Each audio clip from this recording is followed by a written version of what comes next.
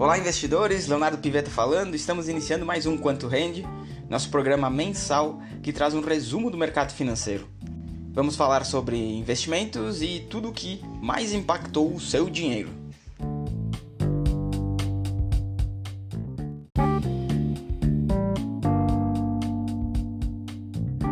Depois de 2 meses de altas significativas no mercado financeiro, janeiro foi um mês de ressaca. O cenário continua positivo, mas nós tivemos uma correção no mercado financeiro brasileiro. Lá fora a situação foi inversa. A bolsa americana fez máxima histórica, enquanto a China gerou preocupação nos mercados globais. Os problemas do setor imobiliário causaram a queda nas ações chinesas e o grande destaque foi novamente as ações ligadas à inteligência artificial.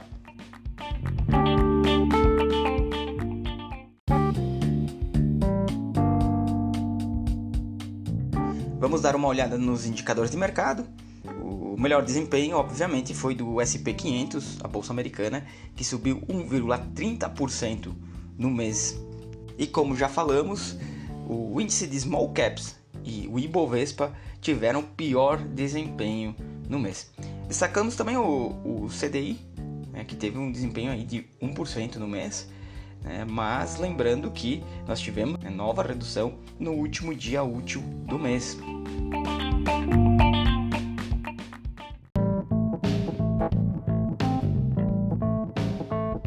E falando um pouco de cenário macro, o PIB americano, o consumo das famílias e o payroll, os empregos, sepultaram qualquer chance de corte de juros nos Estados Unidos ainda em março, pois os números vieram muito acima do esperado e o mercado rapidamente começou a se reposicionar, revertendo o fluxo positivo que era para os mercados emergentes, e fazendo com que a curva de juros americana abrisse, e assim aconteceu também nos mercados emergentes.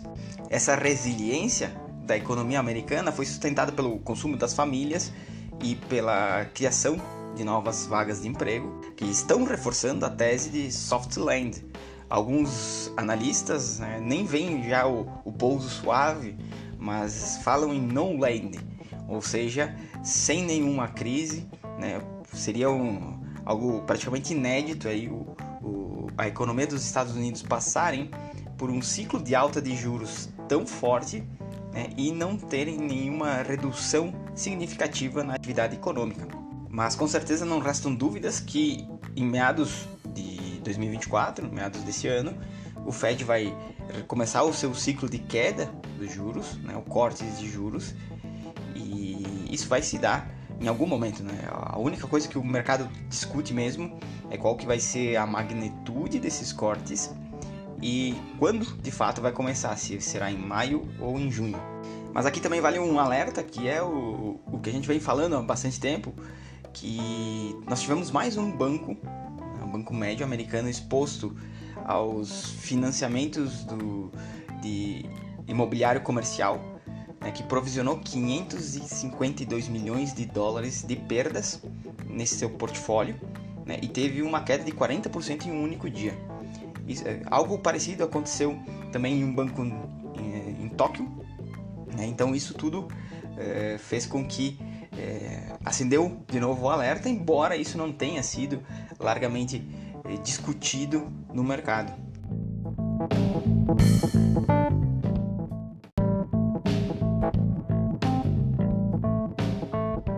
Falando um pouquinho de Ásia e Europa, apesar da zona do euro ter tecnicamente evitado uma recessão, ou seja, não tivemos um PIB negativo, o PIB veio exatamente no zero, não significa que as coisas estão melhorando por lá, de fato elas parece que estão parando de piorar. Então tá chegando, parece que a Europa ali, a zona do euro está chegando no fundo. Já se fala em corte de juros lá também, na zona do euro, mas o que realmente chama a atenção nos mercados é o setor imobiliário chinês, que teve queda de 7,2% na área construída, e também as vendas de varejo ficaram abaixo do esperado, e o único destaque positivo realmente foi o setor de manufatura do país. E essa noção de uma China mais fraca ao longo de 2024 também fez com que as ações chinesas despencassem a ponto do órgão regulador do mercado chinês proibir, né, a venda líquida de ações, as vendas a descoberto. Então, algo bem parecido que havia sido feito lá atrás em outras situações. Então, realmente se vê a preocupação do governo chinês em manter uma certa estabilidade nas ações do mercado acionário do país, já vislumbrando essa recuperação mais lenta da economia do país.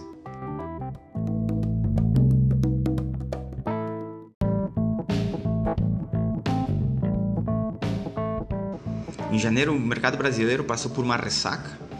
O Ibovespa caiu 4,8% e, se nós considerarmos a cotação em dólar, a queda foi maior ainda. Tivemos uma baixa de 6,3%. Os dados da inflação continuam benignos. A expectativa é que nós tenhamos uma inflação beirando a meta fiscal do Banco Central. Até uma pesquisa do BTG mostrou que 30% dos analistas entrevistados esperam que a inflação em 2024 já termine o ano dentro da meta do Banco Central. E uma inflação controlada significa o caminho aberto para as quedas da Selic. E isso a gente vê pelo boletim do Focus do Banco Central, que projeta uma taxa de juros básicas em 2025 de 8,5%. E claro que uma Selic baixa impacta positivamente nas empresas, principalmente nos seus lucros. Por isso tem-se uma expectativa que as revisões sejam positivas nos lucros das empresas ao longo do ano. Também cabe destacar que nós tivemos uma balança comercial recorde em 2023, que atingiu 93 bilhões de dólares.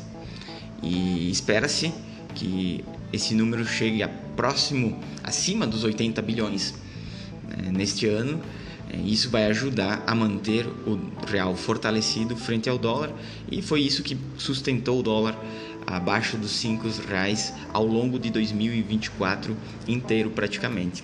Por outro lado, o risco permanece sendo o fiscal, que embora ninguém projete um déficit zero, todo o mercado espera que vai ter uma mudança da meta fiscal agora em março ou em abril para 0,5% percentual. Isso já está no preço.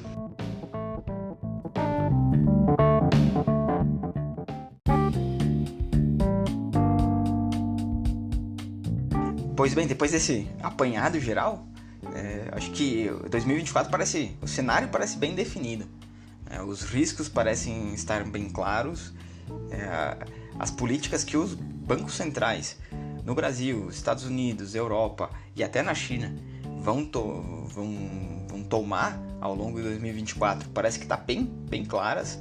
Isso até fazia tempo que a gente não tinha tanta retidão, né, nessa questão, que parece que o mercado é unívoco em dizer que é isso que vai acontecer, e realmente por enquanto parece que é esse o caminho mesmo. E de fato, quando os Estados Unidos iniciarem o seu corte de juros, a tendência é que o apetite de risco dos investidores aumente, esse fluxo para os mercados emergentes se fortaleça, e como o Brasil está com as ações hoje mais barata que os pares, nós já estamos mais avançados no controle da inflação e no ciclo de queda da Selic, é natural que a gente fique aí sendo um dos grandes caminhos do capital estrangeiro. Mas claro que a gente ainda tem algumas questões internas para serem resolvidas, né? Principalmente no que se refere às reformas, e parece que a relação ali no Congresso entre PT, Arthur Lira, meio que deu uma azedada, né? Arthur Lira parece que está querendo que seja demitido o Alexandre Padilha, o ministro, e colocaram o Rui Costa para fazer essa intermediação. Só que tem um pequeno detalhe, que é que o Rui Costa é da ala do Partido dos Trabalhadores, que não é muito adepto né, a essa agenda que o Fernando Haddad colocou, nessa agenda econômica. Então, pode ser que as nossas reformas passem por um momento aí de transição um pouco mais longo, né, por causa desses detalhes políticos, e que com certeza a gente tem alguma turbulência no mercado, né, isso faça preço em algum momento, mas nós continuamos achando que essas turbulências são oportunidades, porque a tendência é que as reformas mais dias menos dias andem, né, e com a queda da Selic, os ativos de risco, as ações, né, realmente tenham força para subir.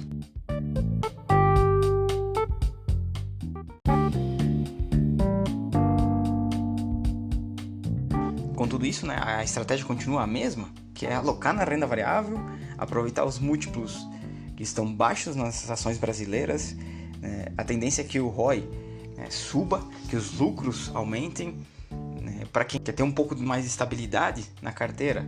O IPCA longo também gera uma proteção bem interessante, estão com prêmios interessantes, né, o IPCA mais com duration mais longas. Como o cenário parece claro, fica aqui o alerta que no mercado financeiro nada é linear. Então, nos últimos anos nós tivemos Covid, nós tivemos guerra comercial entre Estados Unidos e China, nós tivemos a guerra da Rússia e da Ucrânia.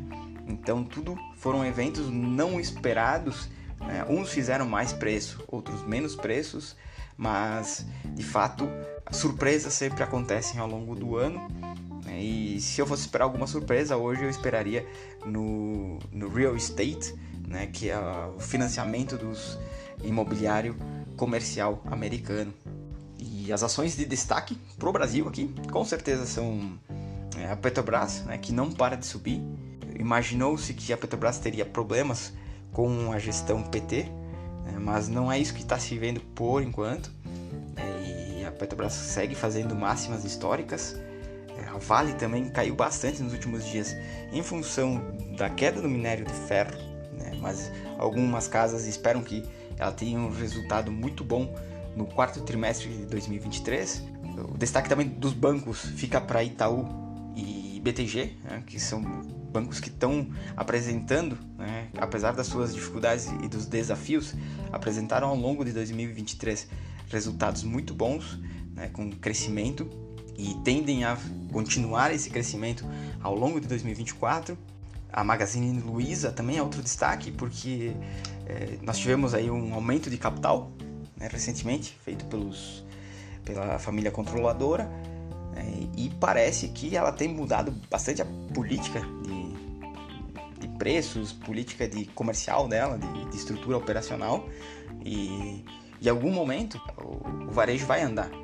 Então algumas já ficaram para trás, outras vão sair desse ciclo de alta de juros bem machucadas, né? Mas em algum momento as pessoas vão voltar ao consumo, vão escolher os melhores canais, e as ações tendem a andar, porque essas empresas vão começar a melhorar seus resultados. Também fica ali para esse ano, se nós tivemos Petrobras, Vale e Itaú subindo bastante, né, nós tivemos todo o Ibovespa subindo, mas nós não enxergamos, né, se tu olhar lá para o índice de small caps, tu vai ver que ele não acompanhou, né, então ele parece que está um pouco defasado, né, claro que tem motivos aí, né, ainda que são de juros altos, enfim, que permanecem altos, mas pode ser uma oportunidade, porque small caps tendem a andar com mais força, mas de novo, né, elas não vão andar em linha reta.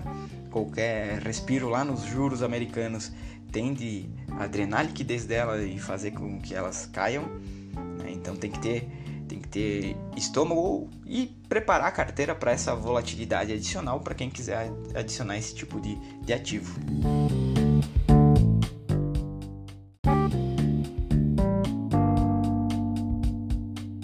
Mas finalizamos por aqui.